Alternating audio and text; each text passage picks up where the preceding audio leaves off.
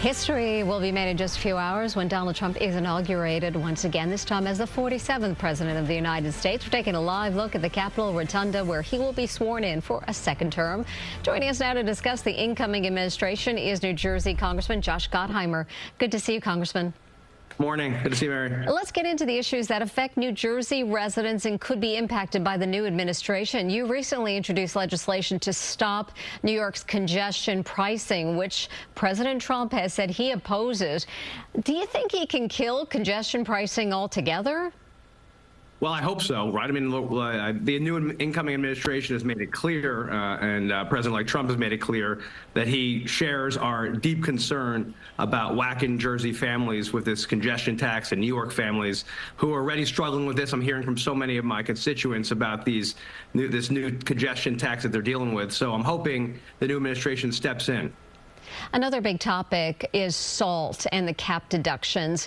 Why is this so important to homeowners in your district, and what kind of influence would Trump have over that?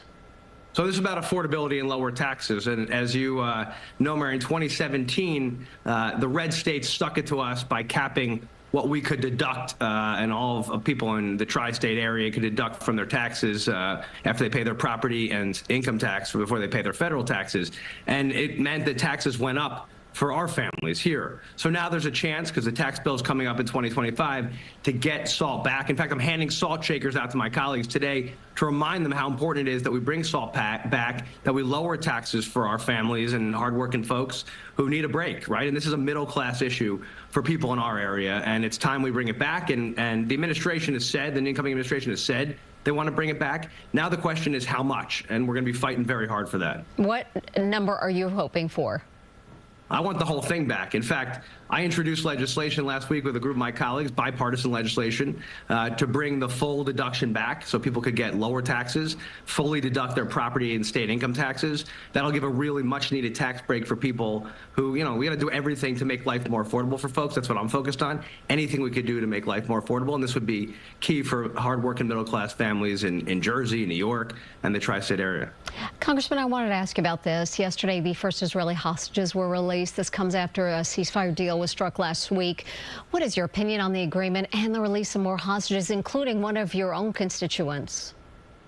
Yeah, listen, yesterday, this is a very, of course, emotional time, and clearly a pivotal moment in making sure that we can get the hostages out, especially the American hostages, right? We still don't have the Americans out yet, but 3 hostages were released yesterday, thankfully, and getting them home to their families. We have many left, as you know, 90 plus who we need to get back to their families, including Adon Alexander, who is from Tenafly, New Jersey. Unbelievable family. Adon's 21 years old, and as it stands right now, he'll be released in the second phase of this process. Right now, we're in phase 1, which will, of course, get some of the hostages home, 33 hostages home, plus obviously getting aid into the region, which is already rolling in. There's been 638 trucks already moving into Gaza, and of course, doing everything we can to continue to crush Hamas and ensure that the terrorist organizations do not come back at all, and ensure peace in the region. And that's what I'm focused on. Have you heard any details on the timeline and when that second phase may happen, and maybe get news for Alexander's family, for the Alexander family? Yeah, well, listen, as it stands right now, there's 2 phases. There's a 40-day, 42-day phase, which is this phase we're in right now, which will get out. We're hoping the first group of hostages who were women and older, and those who are injured, and then the second phase, which starts negotiation after 16 days of this process, to get Adon Alexander and others home.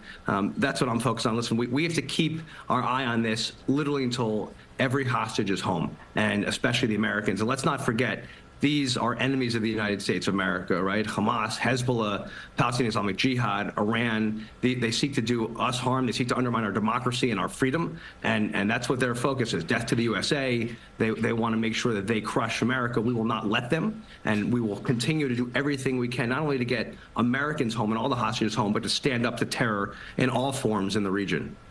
Congressman Josh Gottheimer, thank you very much for taking some time to talk to us today. Thanks for having me.